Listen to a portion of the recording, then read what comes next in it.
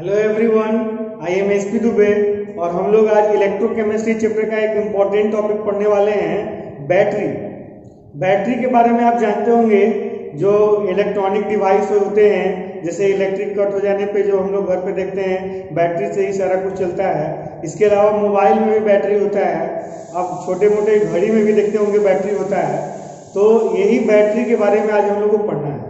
Actually में जितने battery हैं ये सभी विद्युत रासायनिक सेल, इलेक्ट्रोकेमिकल सेल होते हैं। इलेक्ट्रोकेमिकल सेल में आप जानते हैं कि केमिकल रिएक्शन से विद्युत धारा उत्पन्न किया जाता है, रासायनिक अभिक्रिया से विद्युत धारा उत्पन्न किया जाता है। तो हम लोग आज बैटरी के बारे में ही पढ़ेंगे। तो बैटरी होता क्या है ये देखिए। अधिक मात्रा में विद्युत धारा प्राप्त करने के लिए दो या दो से अधिक विद्युत रासायनिक सेलों को समूह में जोड़ा जाता है। मतलब विद्युत रासायनिक सेल से विद्युत धारा प्राप्त होता है ना, तो उनको दो या दो से अधिक को एक समूह में जोड़ देते हैं, जिससे कि अधिक मात्रा में विद्युत धारा उनसे प्राप्त किया जा सके। इसे बैटरी कहते हैं। कभी कभी एक सेल को ही बैटरी कहते हैं। कुछ कुछ बुक में आप ये भी परिभाषा देखे होंगे कि सेलों के समूह को बैटरी कहते हैं। तो बहुत सारा परिभाषा इसका हो सकता है, लेकिन ये थोड़ा सिंपल है, इसलिए इसको आप याद कर सकते हैं आसानी से। तो अधिक मात्रा में विद्युत धारा प्राप्त करने के लिए जो विद्युत रासायनिक सेलों को समूहित किया जाता है, उसी समूह को बैटरी कहते हैं। बैटरी दो प्रकार के होते हैं। पहला होता है प्राथमिक बैटरी, इंग्लिश में प्राइमरी बैटरीज, और दूसरा होता है सेकेंडरी बैटरी, द्वितीयक बैटरी। प्राथमिक बैटरी वे हैं जिनका एक बार उपयोग करने के बाद आप उनको फिर से चार्ज नहीं करते। जैसे घड़ी में जो छोटा बैटरी लगता है, या तो शुष्क सेल या तो मरकरी सेल जो होता है, ये दोनों बैटरी जो हैं ये प्राथमिक बैटरी है। और दूसरा होता है द्वितीयक बैटरी, वे बैटरी जिनको डिस्चार्ज होने के बाद बार बार रिचार्ज कर सकते हैं, उन्हीं को द्वितीयक बैटरी कहते हैं। जैसे आप देखते होंगे मोबाइल का बैटरी जब डिस्चार्ज हो जाता है तो आप फिर से उसको चार्ज करते हैं, और इन्वर्टर से भी बैटरी चार्ज होता है। देखते होंगे बैटरी डिस्चार्ज हो जाता है तो इन्वर्टर उसको फिर से चार्ज करता है। तो ये सभी बैटरी जो है जो कि फिर से चार्ज होते हैं, इन्हें कहते हैं द्वितीयक बैटरी। तो इनका परिभाषा लिख लेते हैं, फिर एक एक करके सबके बारे में डिटेल पढ़ेंगे। प्राथमिक बैटरी वे बैटरी हैं, वे बैटरी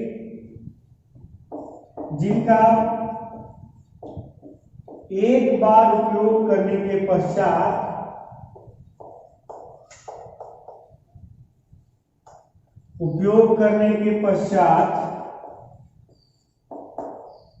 उन्हें पुनः आवेशित मतलब चार्ज, पुनः आवेशित नहीं किया जा सकता है, नहीं किया जा सकता है।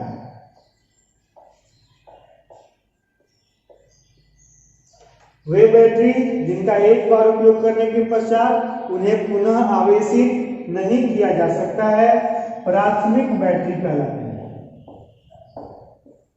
प्राथमिक बैटरी कहलाते हैं।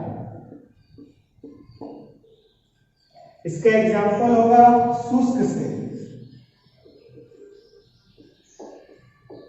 जिसको कि इंग्लिश में बोलते हैं ड्राई सेल, और मरकरी सेल, इसको इंग्लिश में भी मरकरी सेल भी कहते हैं, इत्यादि। द्वितीयक बैटरी क्या है? तो वे बैटरी जिनका उपयोग करने के पश्चात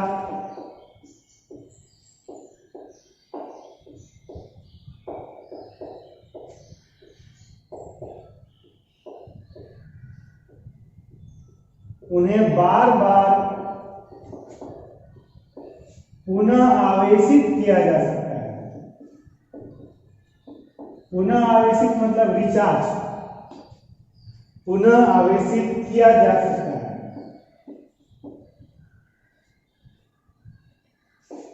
किया जा सकता है द्वितीयक बैटरी कहलाते हैं।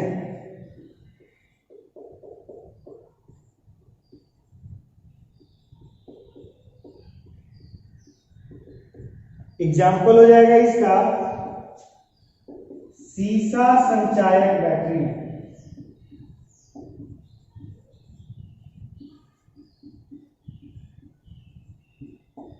Nickel cadmium battery, nickel cadmium battery, पहले मोबाइल में लगता था ये वाला निकेल कैडमियम बैटरी, और आजकल मोबाइल वगैरह में लगता है लिथियम आयन बैटरी।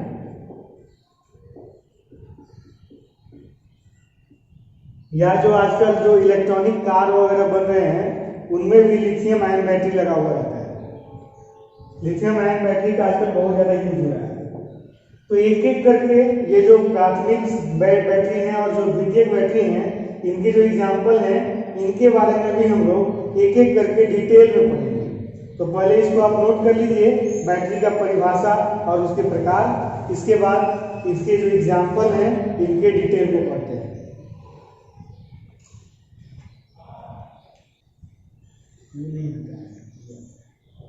अब हम लोग देखते हैं शुष्क सेल के बारे में। शुष्क सेल जो होता है इसमें जिंक का बर्तन होता है। आप कभी जो घर पे बैटरी होता है शुष्क सेल, जो कि घड़ी वगैरह में लगता है, पहले रेडियो वगैरह में लगता था, उस बैटरी को कभी आप कवर हटा करके देखिएगा। जब जैसे ही कागज हटाते हैं तो एक हार्ड मेटल का कंटेनर आता है, मेटल का सिलिंड्रिकल बेलनाकार बना हुआ एक बर्तन आता है।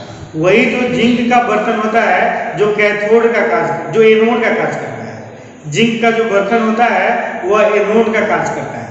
और उसके बिल्कुल बीच में देखे होंगे काला रंग का छड़ निकलता है। वो जो काला छड़ होता है पतला सा, वही कैथोड का काम करता है। और जो कैथोड होता है उसके चारों तरफ मैंगनीज डाइऑक्साइड और कार्बन चूर्ण का मिश्रण भरा होता है। देखे होंगे काला काला पाउडर निकलता है उसमें से। जब अभी कभी आप फोड़ के देखिएगा बैटरी को तो उसमें से काला पाउडर निकलता है, वही कार्बन चूर्ण होता है और उसमें मैंगनीज डाइऑक्साइड मिलाया हुआ रहता है। और दोनों इलेक्ट्रोड के बीच, यानी ये जो मैंगनीज डाइऑक्साइड, कार्बन चूर्ण और ग्रेफाइट का छड़, इसको आप कैथोड मान लीजिए। बाहर का जो बर्तन है उसको आप एनोड मान लीजिए। अब ये एनोड और ये जो कैथोड है, इनके बीच में विद्युत अपघट्य के रूप में जिंक क्लोराइड और अमोनियम क्लोराइड का गाढ़ा पेस्ट भरा हुआ रहता है। देखिए एक होता है लेक्लांसेस, उसमें भी सारा कुछ यही होता है, लेकिन उसमें जिंक क्लोराइड और अमोनियम क्लोराइड का गाढ़ा पेस्ट में होता है, वो विलयन होता है। और वो विलयन होने की वजह से उसका ट्रांसपोर्टिंग में थोड़ा सा मुश्किल आता है। और इसमें गाढ़ा पेस्ट भरा होने की वजह से इसका ट्रांसपोर्टिंग बहुत आसान हो जाता है। इसको एक स्थान से दूसरे स्थान तक आसानी से ले जाया जा सकता है। तो यही है शुष्क सेल। अब इसमें कौन कौन सी अभिक्रियाएं होती हैं इसको आप ध्यान से देखिएगा। पहले तो आप इसका फिगर देखिए, शुष्क सेल का फिगर बना रहे हैं यहाँ पे, देखिए ये हो गया ऊपर का बेलनाकार बर्तन जो कि जिंक का बना हुआ है। ये जिंक का बर्तन है, जिंक का बर्तन। ये एनोड का कार्य करता है। और ये देखिएगा बीच में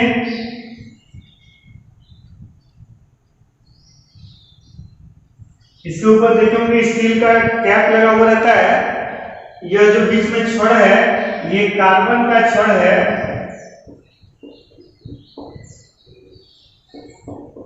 यह कैथोड का कार्य करता है। अब इस कार्बन के छड़ के चारों तरफ संरंध्र पात्र में, वैसा पात्र जिसमें बहुत हल्का छिद्र हो, संरंध्र पात्र में कार्बन चूर्ण और मैंगनीज डाइऑक्साइड का मिश्रण भरा हुआ है। ये देखिए ये वाला जो भर रहे हैं ये कार्बन चूर्ण, सी चूर्ण मतलब समझिएगा कार्बन चूर्ण और मैंगनीज डाइऑक्साइड का मिश्रण भरा हुआ है। अब ये हो गया कैथोड, बाहर हो गया एनोड, और दोनों के बीच में अमोनियम क्लोराइड और जिंक क्लोराइड का गाढ़ा पेस्ट करता है। याद अमोनियम क्लोराइड और जिंक क्लोराइड का पेस्ट भरा होता है। अभिक्रिया क्या होगा? तो देखिए एनोड का काम होता है इलेक्ट्रॉन देना। तो एनोड पर जो जिंक है ये 2 इलेक्ट्रॉन दे करके Zn2+ बनाता है, यानी एनोड पर ऑक्सीकरण अभिक्रिया होती है। कैथोड पर क्या होगा? कैथोड पर तो कैथोड में जो मैंगनीज डाइऑक्साइड है MnO2, यह विलयन में से जो विद्युत अपघट्य का विलयन है NH4Cl, ये टूट के देगा NH4+ और Cl-। तो इसका NH4+ जो है विलयन में से NH4+ और एनोड का दिया हुआ 2 इलेक्ट्रॉन, एनोड इलेक्ट्रॉन देता है तो कैथोड इलेक्ट्रॉन लेता है। ये अभिक्रिया करके बना लेता है 2MnOH plus 2NH, 2MnOH plus 2NH, यानी एनोड इलेक्ट्रॉन दे दिया और कैथोड इलेक्ट्रॉन ले लिया। तो इस तरह से इलेक्ट्रॉन का स्थानांतरण हुआ तो विद्युत धारा उत्पन्न होगा। इसको जोड़िएगा तो इलेक्ट्रॉन से इलेक्ट्रॉन कैंसिल हो जाएगा, Zn plus 2MnO2 plus 2NH4+ ये देगा Zn2 plus 2MnOH plus 2NH2। यही है शुष्क सेल में होने वाली अभिक्रिया। तो शुष्क सेल में जिंक का बर्तन होता है जो एनोड का कार्य करता है, सेल के बीच में कार्बन का छड़ होता है जो कैथोड का कार्य करता है, कैथोड के चारों ओर मैंगनीज डाइऑक्साइड और कार्बन चूर्ण का मिश्रण भरा होता है, दोनों इलेक्ट्रोडों के बीच जिंक क्लोराइड और अमोनियम क्लोराइड का पेस्ट भरा होता है। इस सेल में होने वाली अभिक्रियाएं निम्नलिखित हैं। ये देखिए अभिक्रिया, तो ये पूरा लिख लीजिएगा और ये फिगर भी बना लीजिएगा। शुष्क सेल बहुत इंपॉर्टेंट टॉपिक है जो एग्जाम में जनरली आता है, इसको नोट भी कर लीजिएगा और याद भी कर लीजिएगा।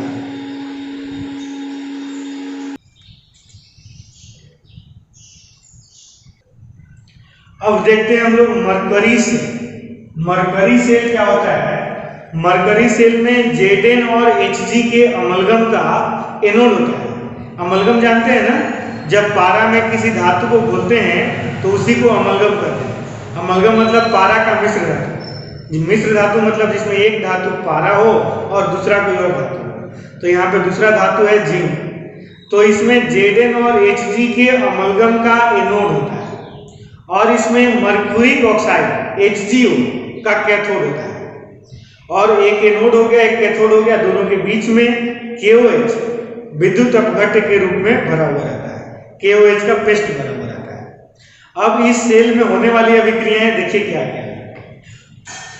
जो Zn Hg का अमलगम है उसमें जो Zn है वह विलयन में से KOH टूटेगा K+ और OH-। तो विलयन में से 2 OH- से अभिक्रिया करेगा। Zn और OH- अभिक्रिया करेगा तो ये बन जाएगा ZnO प्लस H2। देख लीजिए हाइड्रोजन 2 है और ऑक्सीजन 2 है, तो यहाँ 1 और यहाँ 1 और 2 माइनस है, यानी 2 इलेक्ट्रॉन निकल जाएगा बाहर। एनोड का काम होता है इलेक्ट्रॉन देना, ये इलेक्ट्रॉन दे रहा है यानी कि ये एनोड है। कैथोड जो है वह मर्क्यूरिक ऑक्साइड HgO का कैथोड होता है। HgO जो है इसका H2O और 2 इलेक्ट्रॉन ले लेगा एनोड वाला और ये बन जाएगा Hg प्लस ऑक्सीजन और हाइड्रोजन गिनिए तो ऑक्सीजन 2 हाइड्रोजन 2 और -2 यानी 2OH-।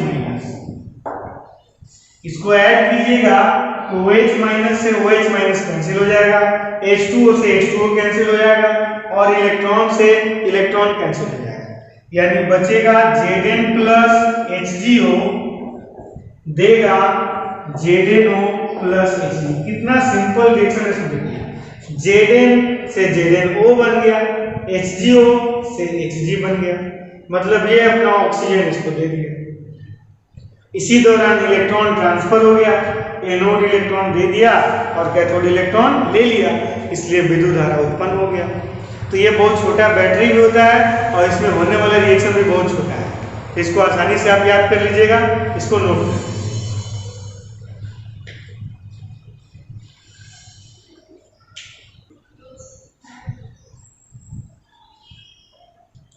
अभी हम लोग शुष्क सेल और मरकरी सेल के बारे में पढ़ चुके हैं, जो कि प्राथमिक बैटरी के अंतर्गत आता है। अब हम लोग को पढ़ना है सीसा संचायक बैटरी, जो कि द्वितीयक बैटरी में आता है। तो सीसा संचायक बैटरी वही बैटरी है जो घर में आप लोग के घर में इन्वर्टर से चार्ज होता है, जो बड़ा सा बैटरी होता है, आप देखे होंगे, वही है सीसा संचायक बैटरी। इसमें लेड पीवी से बना हुआ प्लेट होता है जो एनोड का कार्य करता है।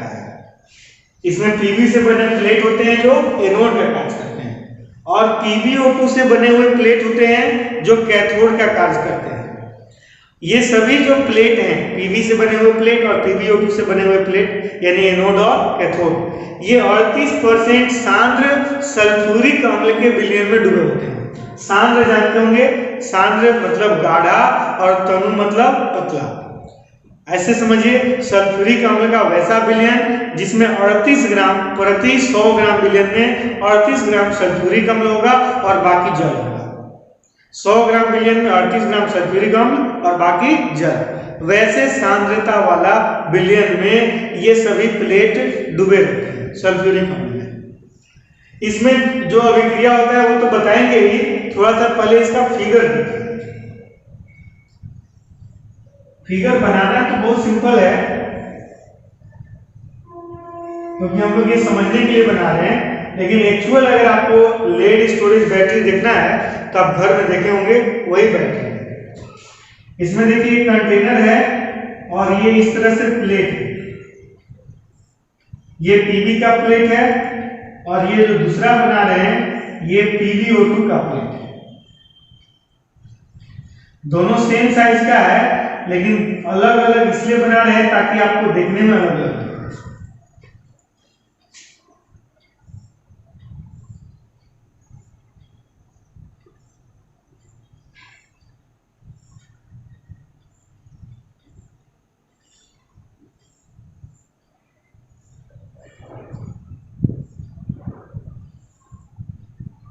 ये जो तीनों प्लेट हैं, ये पीवी से बने हुए प्लेट हैं।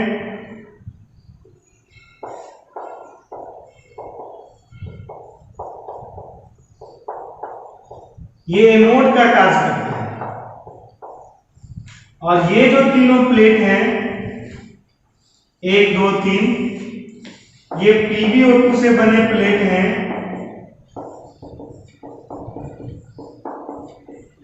ये कैथोड का कार्य करते हैं और इनके बीच में 38% सांद्र सल्फ्यूरिक अम्ल का विलयन बना।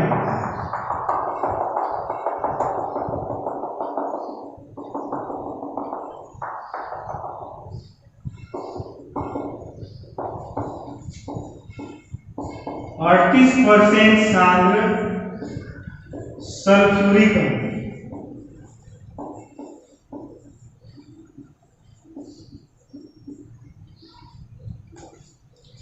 अब इसमें क्या अभिक्रिया होता है ये देखिए। एनोड पर पीवी जो है यह विलयन में से सल्फ्यूरिक अम्ल का फॉर्मूला होता है H2SO4, ये टूट के देता है 2H प्लस और SO4 2 माइनस। तो विलयन में से SO4 2 माइनस से रिएक्शन करेगा और बना लेगा PbSO4 और साथ ही साथ इसमें से 2 इलेक्ट्रॉन बाहर निकलेगा। एनोड का काम होता है इलेक्ट्रॉन देना, तो इलेक्ट्रॉन निकल रहा है। कैथोड पर क्या होगा, तो कैथोड क्या चीज का बना हुआ है, PbO2 का। PbO2 जो है वह विलयन में से 4H प्लस, विलयन में H प्लस है ना, तो वहां से 4H प्लस और एक SO4 2 माइनस लेगा। ये भी Pb और SO4 बन जाएगा PbSO4। और ये जो एनोड 2 इलेक्ट्रॉन दिया था वो भी ले लेगा। Pb और SO4 बन जाएगा PbSO4। हाइड्रोजन देखिए 4 हाइड्रोजन और 2 ऑक्सीजन, ये बन जाएगा 2H2। एनोड इलेक्ट्रॉन दे दिया और कैथोड इलेक्ट्रॉन ले लिया, इसको जोड़िएगा तो सेल रिएक्शन मिलेगा। इलेक्ट्रॉन से इलेक्ट्रॉन कट जाएगा, Pb plus PbO2 plus 4H plus plus SO4 minus एक यहाँ है और एक यहाँ है, यानी 2SO4 माइनस। इन दोनों को मिला दीजिएगा तो 2H2SO4 बन जाएगा, वही H2SO4। और इधर हो जाएगा एक PbSO4 और एक और PbSO4, यानी 2 PbSO4 और 2H2। ये रिएक्शन तब होता है जब हम लोग इसे करंट यूज करते हैं, यानी जब बैटरी डिस्चार्ज हो रहा होता है, जब बैटरी यूज में होता है, तो इसी रिएक्शन से करंट प्रोड्यूस होता है। जब सारा सल्फ्यूरिक अम्ल जैसे सारा तो खत्म नहीं होता है, इसका सांद्रता घट जाता है, घनत्व घट जाता है, क्योंकि सल्फ्यूरिक अम्ल का यूज हो रहा है, तो धीरे धीरे सल्फ्यूरिक अम्ल का घनत्व कम हो जाता है। Pb से भी PbSO4 बन जाता है, PbO2 से भी PbSO4 बन जाता है, तो उस समय बैटरी डिस्चार्ज हो जाता है। अब बैटरी जब डिस्चार्ज हो जाता है तो उसको चार्ज करना होगा, तो इन्वर्टर उस बैटरी को चार्ज करता है, करंट उसको देता है, करंट देने से वह बैटरी फिर से चार्ज होता है। तो लेड स्टोरेज बैटरी यानी सीसा संचायक बैटरी, सीसा संचायक बैटरी के रिचार्ज मतलब पुनः आवेशन हिंदी में, लेकिन रिचार्ज वर्ड ही ज्यादा समझ में आता है, इसलिए रिचार्ज में। रिचार्ज के दौरान होने वाली अभिक्रियाएं, होने वाली अभिक्रियाएं। अभिक्रिया बहुत सिंपल है, अगर आपको ये अभिक्रिया याद है तो ये भी अभिक्रिया याद हो जाएगा, बस इसका उल्टा हो जाएगा। कैथोड का उल्टा एनोड बन जाएगा, एनोड का उल्टा कैथोड बन जाएगा। कैथोड का उल्टा देखिए इधर क्या है, PbSO4 और 2H2, और इधर है PbO2 plus 4H plus SO4 minus plus 2 electron, ये हो गया एनोड। कैथोड का उल्टा एनोड बन गया और एनोड का उल्टा कैथोड। देखिए एनोड का उल्टा PbSO4 प्लस 2 इलेक्ट्रॉन बन जाएगा Pb प्लस SO4 माइनस।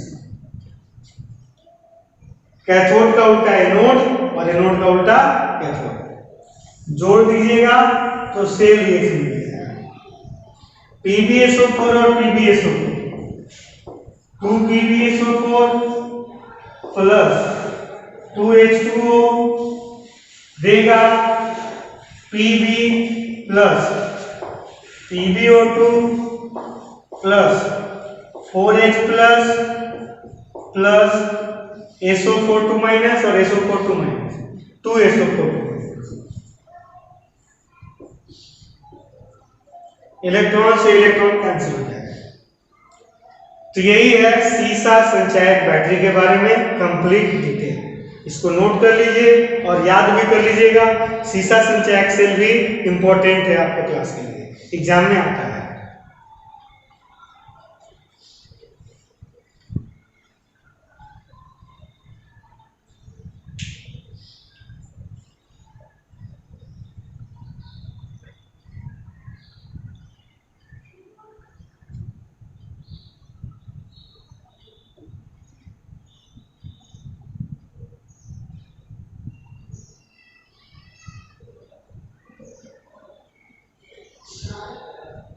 अब देखिए निकेल कैडमियम बैटरी।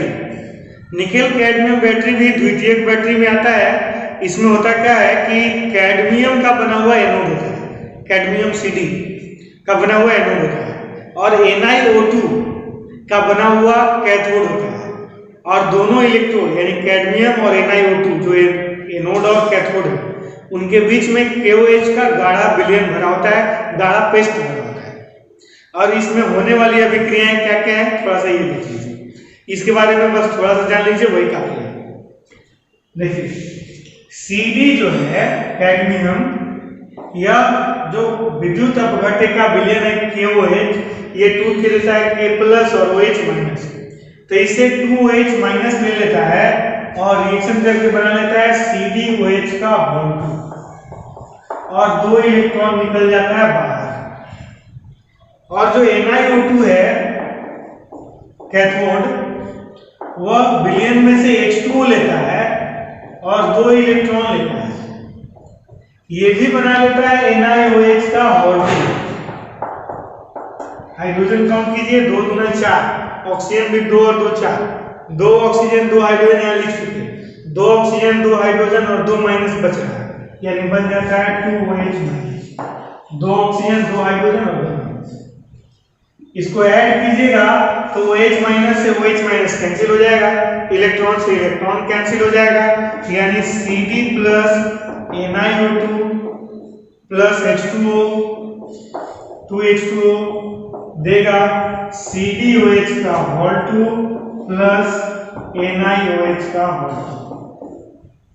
ये जो इलेक्ट्रॉन देने वाला रिएक्शन है ये एनोड है, और इलेक्ट्रॉन लेने वाला जो रिएक्शन है ये कैथोड है, और ये है सेम रिएक्शन।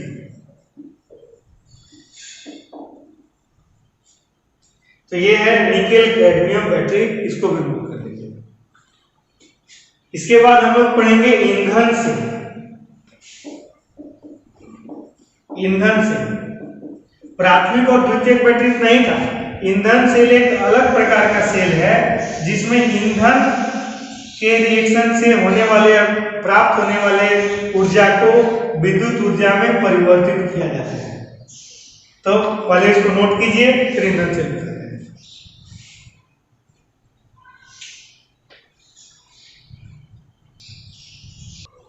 चलिए अब देखते हैं ईंधन सेल। ईंधन सेल क्या है? ईंधन सेल के बारे में अभी थोड़ा सा बताए थे कि इसमें ईंधन के अभिक्रिया से प्राप्त रासायनिक ऊर्जा को विद्युत ऊर्जा में परिवर्तित किया जाता है। तो परिभाषा भी यही लिखेंगे, वैसी युक्ति जिसके द्वारा ईंधन के अभिक्रिया से प्राप्त रासायनिक ऊर्जा को विद्युत ऊर्जा में परिवर्तित किया जाता है उसे ईंधन सेल कहते हैं। इसके बहुत सारे एग्जाम्पल होते हैं। एक एग्जाम्पल हम लोग देखते हैं H2O2 सेल, इसी को बेकॉन सेल भी कहते हैं, और इसी के बारे में डिटेल पढ़ लेते हैं कि H2O2 सेल कैसा होता है। तो जो बेकॉन सेल होता है, H2O2 सेल जो होता है, इसमें हाइड्रोजन के दहन, हाइड्रोजन जब ऑक्सीजन से अभिक्रिया करता है तो उसको बोलते हैं हाइड्रोजन का दहन। तो हाइड्रोजन के दहन से प्राप्त रासायनिक ऊर्जा को विद्युत ऊर्जा में परिवर्तित किया जाता है। इसमें कार्बन से बने 2 संरंध्र इलेक्ट्रोड होते हैं। संरंध्र का मतलब छिद्र युक्त, संरंध्र इलेक्ट्रोड होते हैं। इलेक्ट्रोड मतलब एनोड और कैथोड दोनों।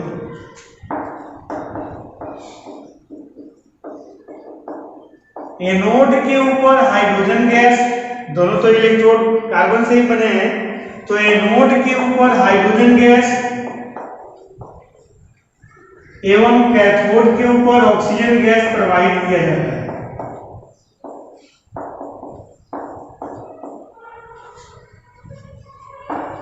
ऑक्सीजन गैस प्रवाहित किया जाता है।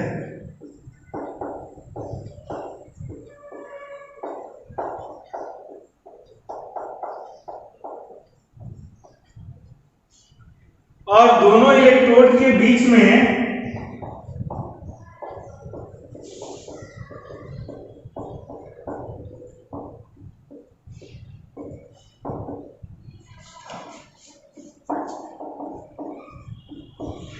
KOH का विलयन भरा होता है।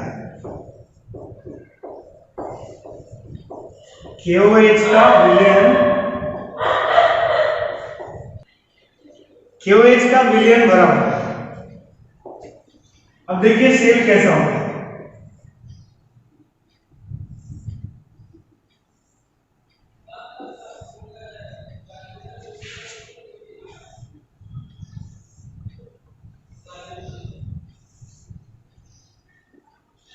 ये देखिए एक एनोड है और एक कैथोड है, दोनों कार्बन से बना हुआ है। ये एनोड है, ये कैथोड है, संरंध्र कार्बन से बना हुआ है।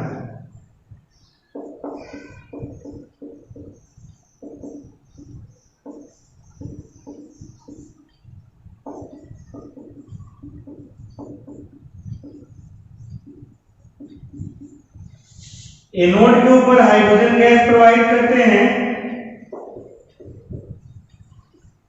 और कैथोड के ऊपर ऑक्सीजन गैस प्रोवाइड करते हैं।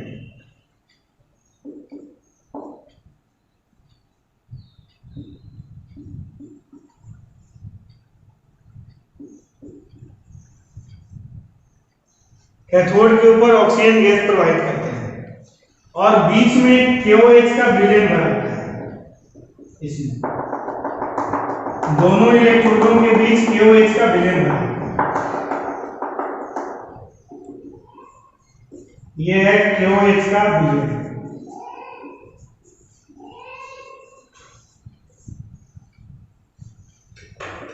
ये एनोड है कार्बन से बना हुआ, ये कैथोड है, ये भी कार्बन से बना हुआ। एनोड के ऊपर हाइड्रोजन गैस और कैथोड के ऊपर ऑक्सीजन गैस प्रोवाइड करते हैं और बीच में KOH का विलयन बना हुआ है। अभिक्रिया क्या होगा ये देखिए। जो हाइड्रोजन है एनोड का, वह विलयन में से KOH टूट के देगा K प्लस और OH माइनस। तो विलयन में से 4 OH माइनस से रिएक्शन करेगा और बना देगा 4H2। देखिए हाइड्रोजन 4 और 4 8, ऑक्सीजन 4, 8 हाइड्रोजन और 4 ऑक्सीजन बन जाएगा 4H2O और 4 इलेक्ट्रॉन निकलेगा बाहर।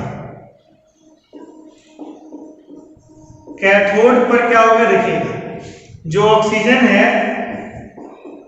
यहां से 2H2O ले लेगा और 4 इलेक्ट्रॉन भी ले लेगा। अब गिनिए तो हाइड्रोजन कितना है, 2 दूना 4, ऑक्सीजन भी 2 और 2 4, 4 हाइड्रोजन 4 ऑक्सीजन और 4 माइनस बन जाएगा 4OH माइनस।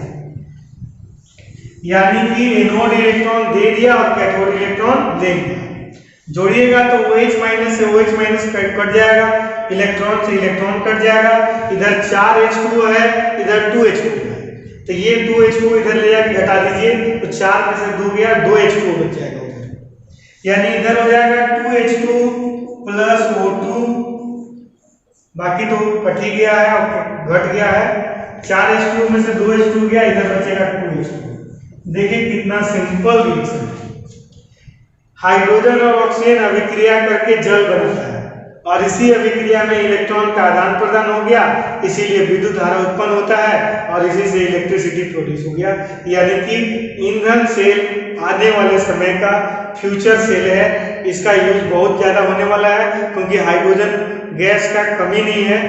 हाइड्रोजन गैस बहुत ही प्रचुर मात्रा में उपलब्ध है प्रकृति में और इस तरह से इस गैस का यूज करके बहुत सारे इंस्ट्रूमेंट में इलेक्ट्रिसिटी प्रोड्यूस किया जाएगा। तो इसको भी आप नोट कर लीजिए।